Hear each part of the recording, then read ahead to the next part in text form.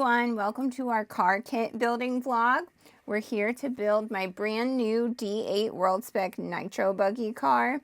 And what would be a new car without a new motor? So we're going to put my brand new Ultimate Racing motor in the car too. So new year, new car. Follow us along for our car kit build vlog.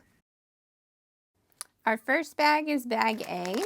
Bag A is the shocks, so I don't really know why, but I like to save the shocks for last, so we're going to set those aside. Honestly, I can use shocks that I already have too if worst comes to worst. So we're going to save the shocks for last. The first bag that we're going to start with is bag B, which is the front, center, and rear diffs. So I'll be building my diffs first. From the old car to the new car, there is no change to the diffs.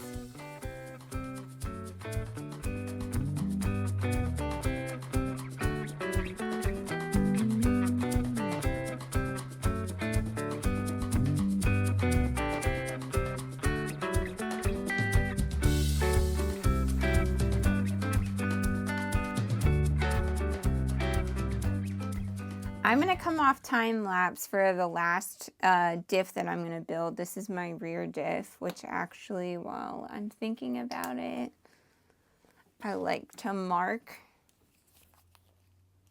which diff is which. So this is the rear, and I'm going to put 5,000 in it. Because I'm not putting it immediately in the car yet, I don't have the car built. So just in case I don't remember where exactly I put the front and rear, I'll always mark my diffs so that I know which one has which oil. The front has 10,000, the rear has 5,000, so I could probably feel that difference too, but nevertheless. The manual calls for 7,000 in the front, 2,000 in the rear, and I believe 5,000 in the center. Yeah, 5,000 in the center. For the most part, I am going to put the box stock setup on this new car. Whenever I build a new car, I like to put all of the recommended settings on there and then have a full test day where I test that setup and then kind of start to move towards a setup that I like. But for the most part, I'm going to put the box stock setup on there, just not the oils. So a common oil, diff oil range for me is 10-10-5. That's one that I run frequently, so that's why I'm going ahead and putting that all in there. So a couple of things that I want to touch on off time lapse while I'm thinking about it and doing this build. So the first one is that this set screw, when I put the set screw in the diff case, you do it for all three of them, you want to make sure that your set screw is not hanging out. So what I mean by that, let me get the set screw started. And I'll actually leave it a little bit not flush.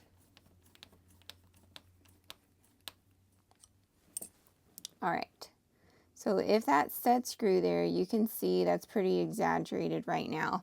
But if that set screw is not flush and it's hanging out, it's going to cause issues. So you want to make sure that this set screw is perfectly flush.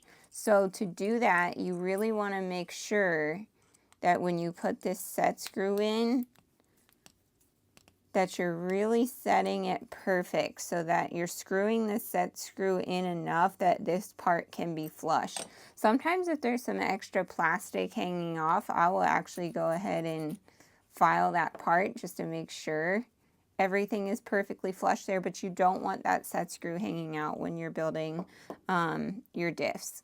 The other thing that I wanted to touch on that I don't know if people know about this or not, but I'm going to see if you can see it in the camera.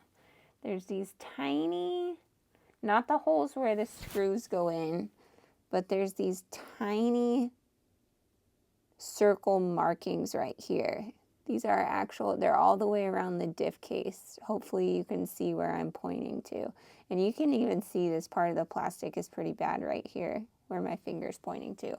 So there's these tiny little mold markings. And those mold markings actually help you figure out if your diff case is flat or not. So whenever you're building a brand new diff case, You always want to make sure that this part is flush, because that part can cause issues too. Because if this plastic is not flush on the diff case, then, you know, oil could leak out, all of the things, etc., etc. It could cause a lot of issues if it's not flush. So these markings can actually help you figure out what areas are higher or lower that you would need to file down. So I don't necessarily file so that the markings are gone, but I do use the markings to help me figure out, you know, if this thing is looking like it's level or not. And then you just use a flat file and go all the way around. And if your file is not touching, that means there's a low spot somewhere. So you just want to keep filing the high spots so that you have a perfectly flat, flush diff case when you go to put the diff case together. All right, so that's starting to look pretty good there. So the last thing that I want to mention about the diff is when you're putting these gears in, especially when it's a brand new diff case, the gears can be pretty tight sitting in the diff case. I keep wanting to combine gears and diff. So when you're putting these gears in your diff case, finally got it right that time, I like to use my hex to really make sure that these gears are seated all the way down, because if these gears are not seated all the way down, that's going to cause issues too. You want your gears to be all the way towards the bottom. So I can already tell they're not all the way towards the bottom. So there's a set of gears that are on the bottom and a set of gears that are on the top. I hit the gears that are on the bottom first. So I just take my tool. This is just a regular 2mm. And I hit the top with a pair of needle nose pliers to make sure that the gears are all the way to the bottom. So now I'm pretty confident that my gears are touching the bottom. I can feel them touching that gear as well. So now I'm good to go ahead and fill my diff with the 5,000 oil that I was going to put in there. So hopefully all of those diff tips help you with the diffs. Like I said, nothing changed in the diffs. I just, instead of putting 752 like the kit recommends, I put 10-10-5. So moving on to bag C. All right, so we're moving on to bag C. Bag C is all of the links. So the only thing you want to make sure with the links is that there are right hand and left hand threads. So you want to be careful when you're putting these together. I'm going to be putting these together off camera, and the links will come back in when I actually put them on the car.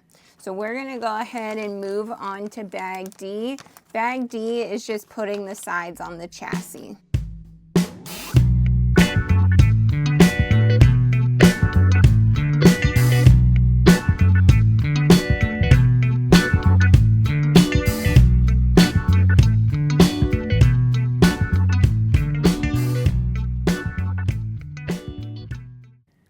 Alright, so bag E is the center diff.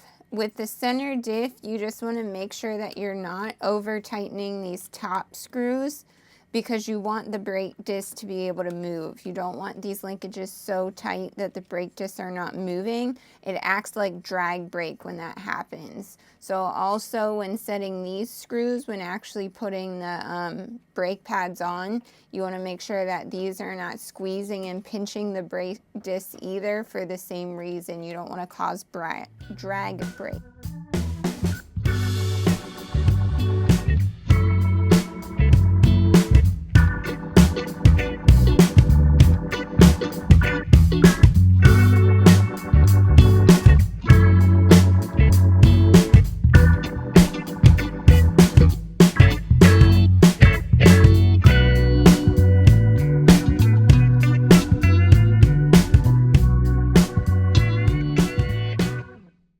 Bag H is the entire rear clip, so we're gonna go ahead and put the rear clip together.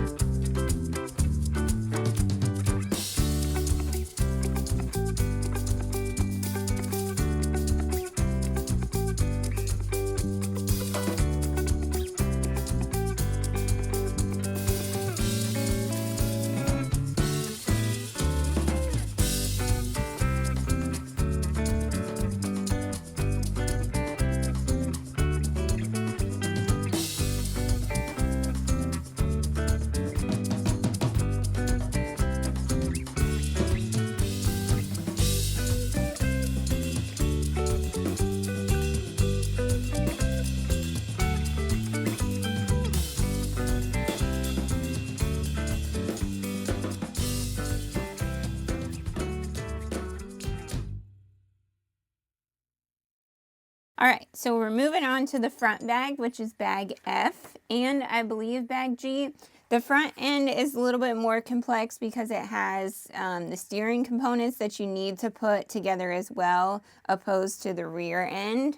So in talking about the front end, the main differences between the old car and this new D8 World Spec car, one of the main differences is these caster blocks. So these caster blocks are actually designed around the truck caster blocks. And since they're the truck caster blocks, the arms are actually a little bit different. They're a little bit shorter to accommodate these caster blocks.